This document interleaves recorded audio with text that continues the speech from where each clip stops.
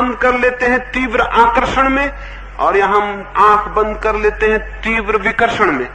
दोनों हालतों में आंखें बंद हो जाती हैं, और बंद आंखें जीवन में सारे दुख का कारण है। कैसे आंख खोली जा सके, जीवन के सत्यों के प्रति कैसी आंख खोली जा सके? पहली बात, पहला सूत्र हमेशा स्मरण रखें, अगर दूसरे की शिक्षाओं को पकड़ के आपने जीवन में खोज की, आपकी आंख कभी नहीं खुल सकेगी। आपकी आंख कभी नहीं खुल सकेगी, क्योंकि जीवन के तथ्यों को आप किन्हीं सिद्धांतों की आड़ से देखना शुरू कर देंगे, और तभी निष्पक्ष ना हो पाएंगे। अगर आप क्रोध को देखने गए, हजारों साल से सिखाया गया है क्रोध बुरा है। अगर आप सेक्स को देखने गए, सिखाया गया है सेक्स बुरा है। अगर इस बुरेपन के भाव को लेकर गए तो आप देख ना पाएंगे, क्योंकि देखने के लिए अत्यंत निष्पक्ष, अनप्रेजुडिस्ड, बिल्कुल तटस्थ मन चाहिए, और ये मन तो पक्षपात से भरा हो गया, और जहां पक्षपात है वहां देखना असंभव है। अगर मैं आपके पास आऊं ये सोच के कि ये बहुत बुरे आदमी हैं, तो मैं करीब करीब ये निष्कर्ष लेकर लौट जाऊंगा कि आप बुरे आदमी थे, और एक दूसरा आदमी आए ये निष्कर्ष लेके पहले से कि आप बहुत भले आदमी हैं, वो करीब करीब निष्कर्ष लेके लौट जाएगा कि आप बहुत भले आदमी हैं। वो जो खोजने आया था उसे खोज लेगा। जिंदगी बहुत बहुत जटिल है, उसमें सब कुछ है, बुरा और भला, उसमें अंधेरा है और उजाला है, उसमें छाया है और उसमें प्रकाश है, और कोई तथ्य ऐसा नहीं है जिसमें कि अंधेरा पक्ष ना हो और प्रकाश से भरा पक्ष ना हो। तो जो व्यक्ति जो पक्ष लेके जाएगा वो उस तथ्य में से वही बात निकाल लेगा, लेकिन पूरे सत्य से वो कभी परिचित नहीं हो पाएगा। पूरे सत्य से वही परिचित हो सकता है जो अत्यंत निष्पक्ष मन लेकर जीवन के तथ्यों का निरीक्षण करता है। तो क्रोध का निरीक्षण करें, लड़े नहीं, भोग ना करें। क्रोध आ जाए तो क्रोध में डूब ना जाएं, और क्रोध आ जाए तो राम राम राम राम जप के उससे बचने की कोशिश ना करें। क्रोध आ जाए तो उसका निरीक्षण करें, स्वागत करें। जीवन ने एक तथ्य भेजा है, उसको जाने और पहचाने। एक फकीर था, मरते वक्त उससे किसी ने पूछा कि तुम्हारे जीवन में सबसे बड़ी कौन सी घटना घटी? उस फकीर ने कहा, मेरे पिता मर रहे थे और उन्होंने मुझे मेरे पास बुलाया, तब मैं 13 वर्ष का था, और उन्होंने मेरे कान में कहा कि देख बेटे, मेरे पास तुझे देने को कुछ भी नहीं, कोई संपदा मैंने इकट्ठी नहीं की, क्योंकि मैंने पाया कोई भी संपदा वस्तुतः संपदा नहीं, इसलिए मेरे पास तुझे देने को कुछ भी नहीं। लेकिन फिर भी एक बात जिसके द्वारा मैं धीरे धीरे फकीर रहते हुए भी बादशाह हो गया, एक बात जिसके द्वारा मेरे पास कुछ भी नहीं था फिर भी सब कुछ था, एक बात कि जिससे मेरे लिए और मेरे पीछे और मुझे देखकर बादशाहों को भी ईर्ष्या जगने लगी, वो बात मैं तुझसे कह दूं, शायद तुझे स्मरण रह जाए, शायद कभी तेरे बेवक्त काम आ जाए। तो उस युवक ने उनसे पूछा कि कौन सी बात? तो उसके पिता ने, मरते हुए पिता ने कहा था कि तब जब भी तेरे जीवन में कोई तथ्य आए, क्रोध, काम, वासना, कोई भी बात तेरे जीवन में आए, तो उसे मेहमान की तरह जानकर स्वागत करना, अतिथि की तरह जान के स्वागत करना, ना तो एकदम उसके प्रभाव में डूब के खुद को भूल जाना और ना उससे आंखें चुराना। स्वागत करना घर आए अतिथि का अत्यंत प्रेम से, और निरीक्षण करना बहुत गहरा, क्या क्या उसमें छिपा है। उस युवक ने जीवन भर इसका प्रयोग किया। मरते समय वो भी अपने मित्रों से कह सका कि अगर मुझे ये सूत्र न मिला होता तो मेरा जीवन पानी में खींची गई लकीरों की भांति व्यर्थ हो जाता, लेकिन मैंने जीवन के एक एक तथ्य का अत्यंत धैर्यपूर्वक स्वागत किया, निरीक्षण किया, ऑब्जर्वेशन किया, देखा, और मैं हैरान हो गया। मैंने पाया कि उन सभी तथ्यों के निरीक्षण करते ही करते उन तथ्यों में जो भी अशुभ था वो विलीन हो गया और जो शुभ था वो शेष रह गया। क्रोध के भीतर भी कुछ है, क्रोध के भीतर भी कुछ है जो बच जाए, क्रोध के भीतर भी कुछ है जो बच ही जाना चाहिए। जिस व्यक्ति में क्रोध ना हो उसमें कोई तेज ही नहीं होता, उसमें कोई तेजस्विता नहीं होती, उसके भीतर कोई पोटेंसी नहीं होती, वो नपुंसक होता है, इम्पोटेंट होता है। उसके भीतर कोई बल नहीं होता, उसके भीतर कोई ओज नहीं होता। क्रोध में भी कुछ है, लेकिन जिसके भीतर क्रोध होता है हम देखते हैं वो तो नरक हो गया, हम देखते हैं वो तो आग में जल रहा है और तड़फ रहा है। आग से घर में दिया भी जलाया जा सकता है और घर में आग भी लगाई जा सकती है। इससे आग न तो बुरी हो जाती कि उससे आग लग जाती है और घर जल जाता है, लेकिन उससे दिया भी जलाया जा सकता है और अंधेरे में प्रकाश भी किया जा सकता है। आग में कुछ है जो बचाया जा सकता है, आग में कुछ है जो छोड़ा जा सकता है। ठीक क्रोध में भी कुछ है, सेक्स में भी कुछ है। जिस व्यक्ति में सेक्स ही ना हो, जिस व्यक्ति के भीतर काम वासना न हो, उस व्यक्ति से कुछ भी क्रिएट नहीं होता, कोई सृजन नहीं होता उससे। अब तक दुनिया में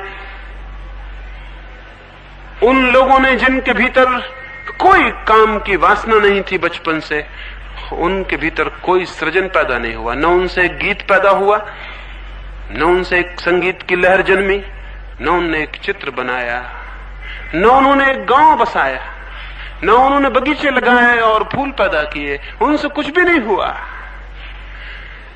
जीवन में जो भी सृजनशीलता है, जो भी क्रिएटिविटी है, वो सेक्स का हिस्सा है। लेकिन हम तो देखते हैं एक आदमी सेक्स के जीवन में पड़ जाता तो उसका जीवन सिवाय दुख और पीड़ा के और ग्लानि के और शक्तिहीनता के कहीं भी नहीं जाता। जरूर सेक्स के भीतर जो भी अशुभ है वही पकड़ लिया जाता है और जो शुभ है वो छूट जाता है। शुभ को खोजने के लिए बहुत पैनी आंख चाहिए। और स्मरण रखें, एक छोटे से बीज को प्रकृति छिपाती है तो सख्त खोल में छिपा देती, सख्त खोल ऊपर चढ़ा देती, भीतर बीज को छिपा देती। अगर हम सख्त खोल से ही डर के वापस लौट आएं तो फिर बीज कभी बोया नहीं जाएगा। लेकिन हम जानते हैं सख्त खोल बीज की दुश्मन नहीं है, बीज की सुरक्षा है। बीज को डालें खेत में, जमीन में, सख्त खोल गल जाएगी और टूट जाएगी और अंकुर निकल आएंगे।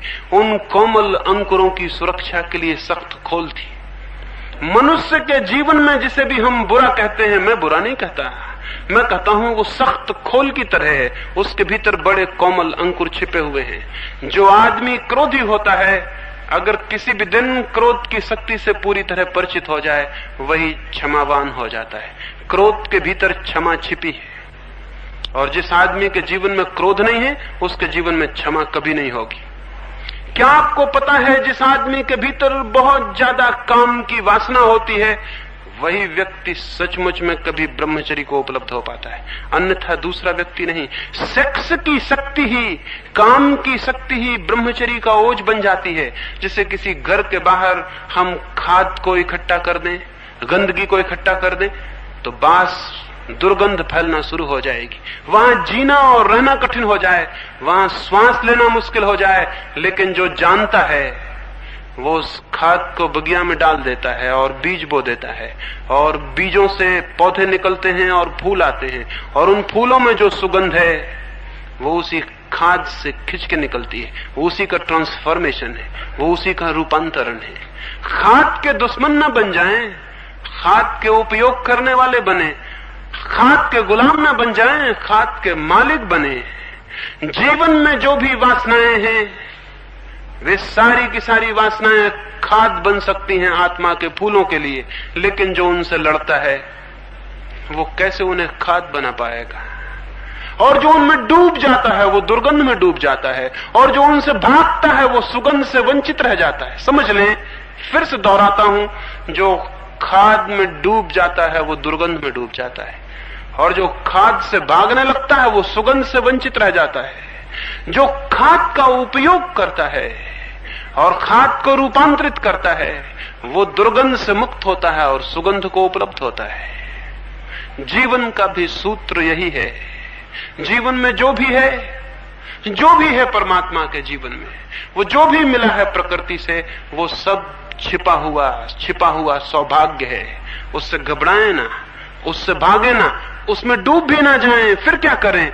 उसका निरीक्षण करें, उसके साक्षी बने, उसका ऑब्जर्वेशन करें, उसे देखें, उसे पहचानें, उसे सब तरफ से खोजें और उससे परिचित हों।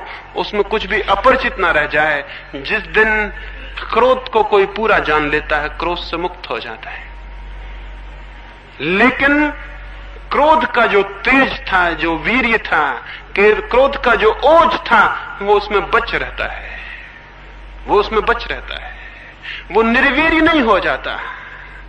जो काम को, सेक्स को पूरा समझ लेता है, सब तरफ से उसे खोजता है, देखता है, निरीक्षण करता है, बारीक से बारीक उसके पहलू में प्रवेश करता है, सूक्ष्म से सूक्ष्म उसको पहचानता है, वो सेक्स से मुक्त हो जाता है।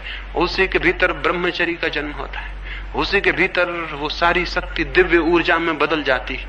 तो मैं आपसे निवेदन करूं, तीसरा है मार्ग, न तो भोग का, न दमन का, वरन रूपांतरण का, ट्रांसफॉर्मेशन का। और रूपांतरण होता है निरीक्षण से, ऑब्जर्वेशन से। क्या आपको ख्याल है, क्या आपको पता है कि जैसे ही हम चीजों को देखना शुरू करते हैं, एक बुनियादी अंतर शुरू हो जाता है? जीवन में एक बुनियादी अंतर शुरू हो जाता है। क्या यह संभव है कि एक मकान में आप हों और आपको दिखाई पड़ता हो कि सामने दरवाजा है, फिर भी क्या आप दीवार से निकल सकेंगे? नहीं निकल सकेंगे। दरवाजा जिसे दिखाई पड़ता है, वो दीवार से कैसे निकलेगा? वो तो दरवाजे से निकल जाता है, दीवार से नहीं निकलता। अगर कोई दीवार से टकराता हो तो जानना चाहिए उसकी आंख खुली हुई नहीं है, इसलिए टकराता है। जीवन में जो भी अनीति है, वो आंख के बंद होने के कारण है। दुनिया में कोई बुरा आदमी नहीं है, दुनिया में कोई भला आदमी नहीं है। दुनिया में ऐसे लोग हैं जिनकी आंखें बंद हैं और ऐसे लोग हैं जिनकी आंखें खुली। खुली आंखों वाले लोग हैं और बंद आंखों वाले लोग हैं। आंख जिसकी भी खुल जाए, उससे बुराई असंभव हो जाती है। आंख जिसकी खुल जाए, वो दरवाजे से निकलता है, दीवालों से नहीं टकराता। हम टकराते हैं, इसका एक ही अर्थ है कि आंख बंद है। और बंद आंख वाला भागने लगे तो कोई हल होने वाला है क्या? आंख खुलेगी तो हल होगा, भागने से कोई हल होने वाला नहीं है। अभी इस दीवार से टकराते थे, भागेंगे तो दूसरी दीवार से टकराएंगे, द्वार कैसे मिल जाएगा? भागने वाला आदमी द्वार कैसे पा सकता है? अभी एक दीवार से टकराता था, भागेगा, दूसरी दीवार से टकराएगा, लेकिन द्वार खोजने के लिए न भागने की जरूरत है, न अंधे की भांति टकराने की जरूरत है, आंख खोलने की जरूरत है। जीवन के प्रति आंख खोलने की जरूरत है। और हमारी आंखें सच में ही करीब करीब बंद हैं। हम जीवन के किसी तथ्य को न तो देखते हैं, न खोजते हैं। कभी आपने अपने क्रोध को खोजा? हिंदुस्तान से एक फकीर कोई 1500 वर्ष हुए चीन गया। वहां का एक बहुत बड़ा बादशाह उससे मिलने आया और उस बादशाह ने कहा, मैंने सुना है कि तुम किसी का भी मन शांत कर देते हो। उस फकीर ने कहा कि बिल्कुल, यही हमारा धंधा है, लोगों का मन शांत कर देना। तुम्हें मन शांत करवाना है? तो बादशाह हैरान हुआ। बहुत फकीरों से मिला था, वो शांति की बातें समझाते थे, कहते थे ऐसा करो वैसा करो तो शांत हो जाओगे। ये अजीब आदमी है, उसने कहा कि तुम्हें मन शांत करवाना है, अगर करवाना है तो सुबह 4 बजे आ जाओ, जरा जल्दी आ जाना, कोई दूसरे लोग ना आ जाएं, तो मैं तुम्हारा पहले ही शांत कर दूंगा। तो वो राजा संदिग्ध हुआ मन में कि ऐसी कोई आसान बात है क्या किसी का मन शांत कर देना? ये कोई मशीन है क्या कोई ठीक कर दे? लेकिन फिर भी उसने सोचा कि एक मौका तो देना चाहिए इस फकीर को भी, दिखता तो पागल है, क्योंकि इसकी बात में कोई समझ तो मालूम होती नहीं, अब तक किसी ने ये कहा ही नहीं। वो सीढ़ियां उतरने लगा उस मंदिर के जिसमें फकीर ठहरा था। बीच में फकीर ने चिल्ला कहा कि सुनो, कल आओ तो ख्याल से अपने अशांत मन को साथ ले आना, नहीं तो हम शांत क्या करेंगे। राजा और हैरान हुआ कि जब मैं आऊंगा तो मन तो मेरे साथ ही होगा, ये कहने की क्या जरूरत थी। एक आदमी पागल मालूम होता है। दूसरे दिन 4 बजे क्या 3 बजे ही राजा पहुंच गया। कौन नहीं अपने अशांत मन को शांत करवा लेना चाहेगा। आप भी होते, आप भी पहुंच गए होते, और मुफ्त में हो रहा था। कुछ काम भी वो करवा नहीं रहा था, कुछ धन नहीं ले रहा था, कुछ मांग नहीं रहा था, कुछ छीन नहीं रहा था। वो पहुंचा, उस फकीर ने पूछा कि ले आए अपना मन। उस राजा ने कहा ये भी क्या हैरानी की बात करते हैं, मैं आया तो मन भी आ गया। उसने कहा इतना आसान मामला नहीं है कि तुम यहां आ गए तो तुम्हारा मन भी आ गया हो, ये जरूरी नहीं है। आदमी कहीं होता है, मन उसका कहीं होता है। अभी आप ही यहां बैठे हैं, कोई जरूरी थोड़ी कि आपका मन भी यहीं बैठा हो। आप यहां हो और मन कहीं और हो। 100 में 99 मौके तो यही है कि मन कहीं और होगा। आदत मन की कहीं और ही रहने की है। तो उस फकीर ने कहा कि जरूरी नहीं है, आंख बंद करो। उस फकीर के कहने पर उस राजा ने आंख बंद की। उस फकीर ने कहा कि मैं तो ये देखता हूं कि तुम एक चम्हार की दुकान पर खड़े हुए हो। सच बात थी, वो रात भर से सोच रहा था। उसके जूते खराब हो गए थे और वो सोच रहा था कि एक चम्हार के यहां सुबह से जाके जूते खरीद लिए जाएं। तो वो आ तो गया था फकीर के यहां। मन की शांति उतनी मूल्यवान भी कहां है, जूते खरीदना बहुत बड़ी बात है। तो आ तो गया था मन शांत कराने, लेकिन सोच रहा था जूते खरीदने की बात। उस फकीर ने कहा कि मैं तो देखता हूं कि तुम जूते खरीद रहे हो एक दुकान पर, अभी दुकान भी नहीं खुली और तुम पहुंच गए, और अभी चम्हार उठा भी नहीं और आप हाजिर हैं। वो राजा घबराया। उसने कहा कि आप कहते तो ठीक है, मेरा मन तो वहीं चला गया था। उसने कहा इसीलिए मैंने कहा था कि तुम मन ले आना। अब तुम मन ले आओ, आंख बंद करो, मन यहां आने दो और खोजो मन के भीतर की अशांति कहां है, और जैसे अशांति पकड़ में आ जाए मुझे बता दो, मैं उसे हमेशा के लिए समाप्त कर दूं। उस राजा ने आंखें बंद की। उस नीरव सन्नाटे में सुबह वहां और कोई भी न था। रात थी, अभी तो गहरी अंधेरा था, और वो फकीर अद्भुत सामने बैठा था, और वो एक डंडा हाथ में लिए था। और उसने कहा कि जैसे तुमने बताया कि यहां अशांत है कि मैं उसे डंडे से बिल्कुल ठीक ही कर दूंगा। पागल आदमी से पाला पड़ गया था, और राजा डरा हुआ आंख बंद करके भीतर खोजने लगा कि अशांति कहां है। वो जैसे जैसे खोजने लगा वहां कोई अशांति पकड़ में आती भी नहीं थी। कोई आधा घंटा ये चला होगा। उस फकीर ने डंडे से उसको धक्का दिया और कहा बहुत देर लगा रहे हो, पकड़ो कहां है अशांत मन। उसने कहा मैं बहुत मुश्किल में पड़ गया, मैं उसे खोजने जाता हूं, वो मिलता नहीं। उस फकीर ने कहा कि जाओ, मैंने शांत कर दिया, और तुम्हें सूत्र कह देता हूं, अशांति को खोजना, अशांति विलीन हो जाएगी। अभी तुम खोजते हो, मिलती नहीं। तुम जिस चीज के प्रति भीतर जाग जाओगे और खोजने लगोगे वो विलीन हो जाएगी, क्योंकि जागा हुआ आदमी का मन दिए की ज्योति की तरह हो जाता है। अगर आपके घर में अंधेरा हो और मैं आपसे कहूं एक दिया जला के खोजें कि अंधेरा कहां है, तो जिस कोने में आप दिया लेके जाएंगे वहीं से अंधेरा विलीन हो जाएगा। आप कभी दिया लेके अंधेरे को खोज नहीं सकते। अभी तक सूरज इतने दिनों से रोज सांझ सुबह डूबता निकलता है, खोज रहा है, अभी तक मिल नहीं पाया अंधेरे से। अभी तक सूरज खोज नहीं पाया कि अंधेरा कहां है। वो जहां मौजूद होता है वहीं अंधेरा विलीन हो जाता है। ज्ञान ने अब तक कोई अंधेरा नहीं जाना है भीतर। खुली आंख भीतर कोई अंधेरा नहीं जानती, कोई पाप नहीं जानती। तो आंख खोलें और भीतर खोजें कि कहां है क्रोध, और जब क्रोध उठे तो उसका निरीक्षण करें, और जब वासना मन को पकड़े तो उसका निरीक्षण करें। देखें, खोजें, पहचानें, दो खुली आंखों को भीतर ले जाएं। हमारी आंखें सारी दुनिया को देखती हैं, पड़ोसी को देखती हैं, दूर दुनिया में रहने वाले आदमी को देखती, लेकिन खुद को देखने के लिए हमारी दो आंखें बिल्कुल काम में हम नहीं लाते।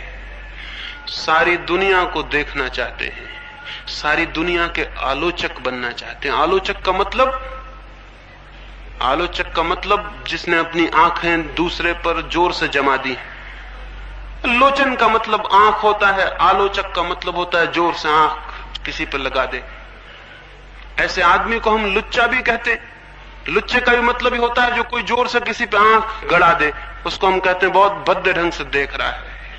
आलोचक और लुच्चे एक जैसे ही होते हैं, कोई फर्क नहीं होता। दूसरे को बहुत गौर से देखना, लेकिन एक और तरह का जीवन भी होता है, खुद को ही बहुत गौर से देखना। जितनी तीव्रता से हम खुद को देखने लगे और खुद के जीवन की वृत्तियों का निरीक्षण और खोज करने लगे, उतना ही आप हैरान हो जाएंगे। एक बहुत अद्भुत सूत्र का जन्म होगा।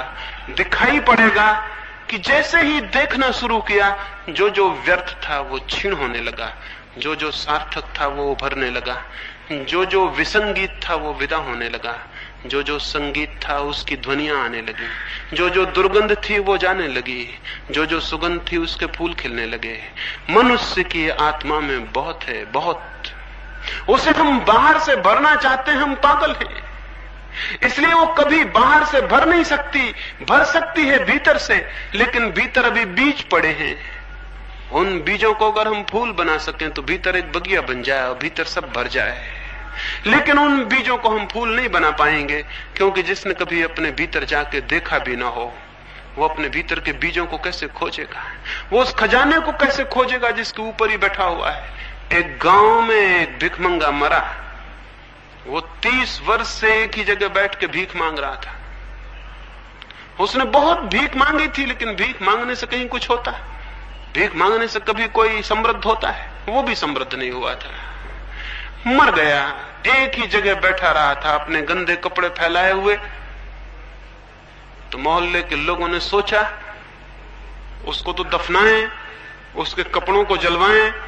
और उन्होंने सोचा कि 30 वर्ष तक ये भिखमंगा यहां उपद्रव करता रहा, बैठा गंदगी फैलाता रहा, तो इस जमीन को भी थोड़ा बहुत खोद के हटा दें और दूसरा मिट्टी लाके इस पे डाल दें। तो उन्होंने 1-1 फीट, 4-6 फीट का हिस्सा जमीन खोदी। खोदते ही वो हैरान रह गए, उस 1 फीट नीचे ही बहुत बड़ा खजाना गड़ा हुआ था। और वो भिखमंगा 30 साल उसी खजाने पर बैठा हुआ भीख मांगता रहा, लेकिन उसने कभी जमीन ही न खोदी जिस पर वो बैठा हुआ था।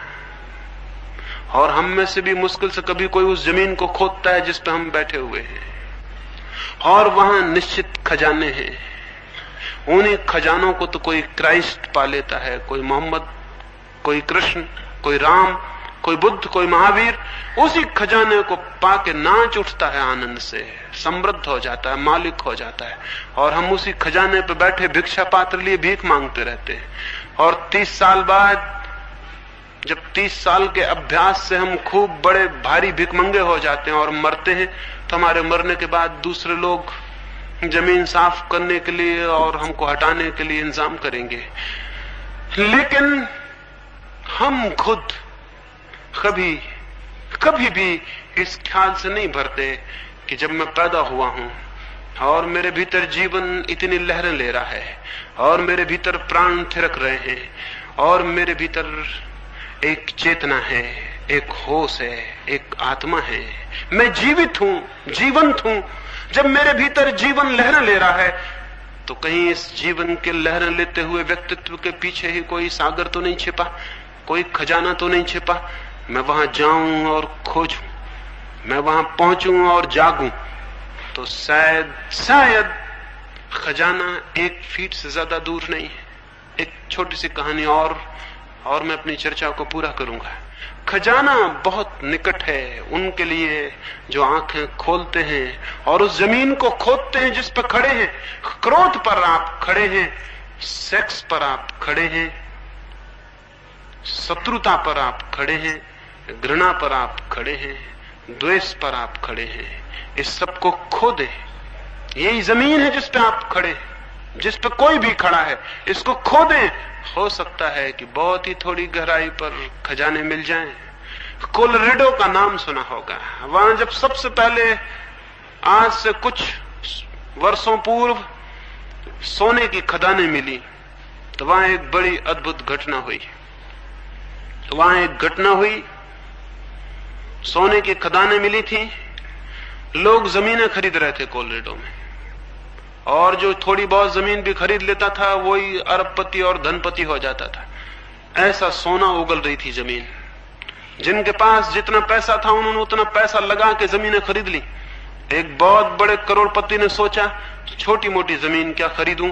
उसने अपनी सारी फैक्ट्री बेच के, सारे धन दौलत बेच के अपना मकान तक बेच दिया और किराए के मकान में चला गया। और उसने कोई 1 करोड़ रुपया लगा के एक पूरी पहाड़ी खरीद ली।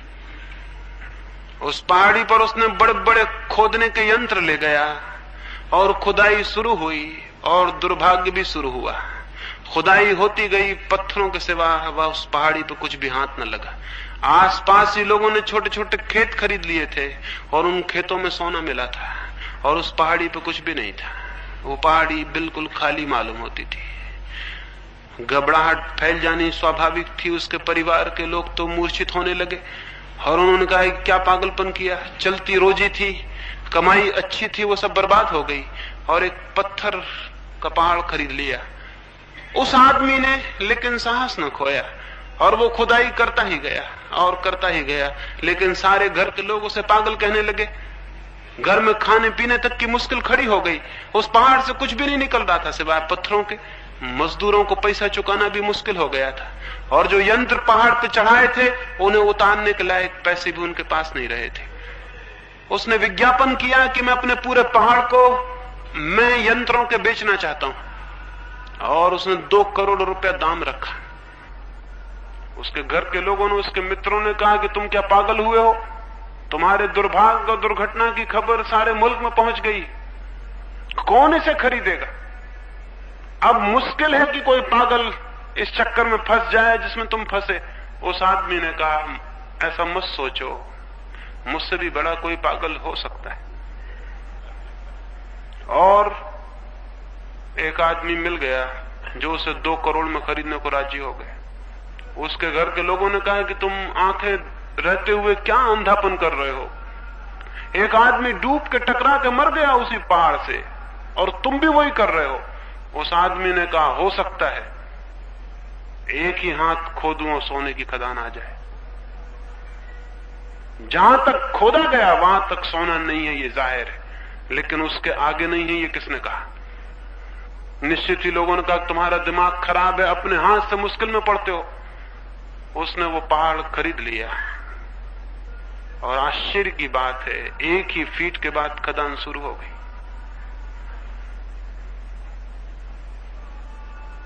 1 ही फीट के बाद खदान है। कोलोराडो मत जाइए, जिस जमीन पे आप बसते हैं वहीं खोद डालिए। और उस खदान को खोदने के लिए कोई बहुत बड़े मशीन और उपकरण की जरूरत नहीं, सिर्फ निरीक्षण का उपकरण चाहिए, सिर्फ देखने वाली आंखें चाहिए, खोजने वाली आंखें चाहिए, इंक्वायरी करने वाली, ऑब्जर्व करने वाली, निरीक्षण करने वाली चित्त की दशा चाहिए। तो अपने निरीक्षक हो जाएं, अपने साक्षी हो जाएं और देखें और डरे ना, घबराएं ना, आंख बंद ना करें। आंख बंद करने वाले धर्मों ने ही मनुष्य को धर्म से वंचित किया है। एक ऐसे धर्म की दुनिया में जरूरत है जो खुली आंखों वाला हो, आंख बंद करने वाला नहीं। एक ऐसे धर्म की जरूरत है जो खुली आंख से जीवन को देखने के लिए समर्थ बनाए, साहसी बनाए, हिम्मत दे और कहे कि खोजो। हर एक व्यक्ति एक अद्भुत खदान है, लेकिन जो खोजता ही नहीं उसके हाथ में पत्थर के सिवाय कुछ भी नहीं पड़ता, और जो खोजता है उसे सोने की खदानें निश्चित उपलब्ध हो जाती हैं। अगर एक भी मनुष्य को मनुष्य जाति में कभी अपने भीतर स्वर्ण की खदानें मिली हैं तो हर एक दूसरे मनुष्य को मिल सकती हैं, क्योंकि कोई एक मनुष्य दूसरे मनुष्य से बहुत भिन्न नहीं है।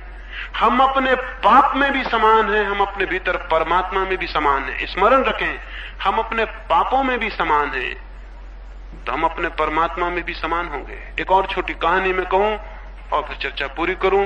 एक चर्च में एक पादरी ने एक संध्या अपने सुनने वालों से कहा कि कुछ जरूरत पड़ गई है चर्च को, कुछ थोड़े से धन की जरूरत है और मैं चाहता हूं कि सब लोग कुछ दान करें।